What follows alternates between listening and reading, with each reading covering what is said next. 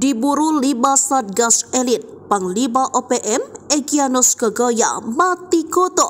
Tak berani keluar dari sarang. Organisasi Papua Merdeka yang dipimpin Egyanus Kogoya di wilayah Nduga tak berani keluar dari markas tempat persembunyiannya. Mereka takut sebab aparat keamanan TNI Polri terus berusaha untuk menemukan lokasi mereka beserta sandera kebangsaan Selandia yang mereka tahan. Egyanus dan kawan-kawan kini mati kutu alias sama sekali tidak bisa berkutik. Mereka terus bersembunyi di sarangnya. Egyanus muncul terakhir kali saat merilis video kondisi sandera pilot Susi Air pada 26 Mei. Ia mengancam akan menembak mati pilot asal Selandia Baru jika pemerintah tak memenuhi tuntutan KKB. Keberadaan Panglima Kodam 3 wilayah Dugama Egyanus Kogoya bak hilang di telan bumi setelah 2 anak buahnya ditembak pasukan Korps TNI pada 20 April 2024. Kedua anak buah Egyanus Kogoya tertembak saat terlibat baku tembak dengan pasukan Komando Operasi TNI HBMA di Kampung Paro, Distrik Kenyam, Kabupaten Nduga, Papua Pegunungan. Dilansir dari Tribun Papua.com, perwira penerangan Korps TNI HBMA Letnan Kolonel Yogi Nugroho menyebutkan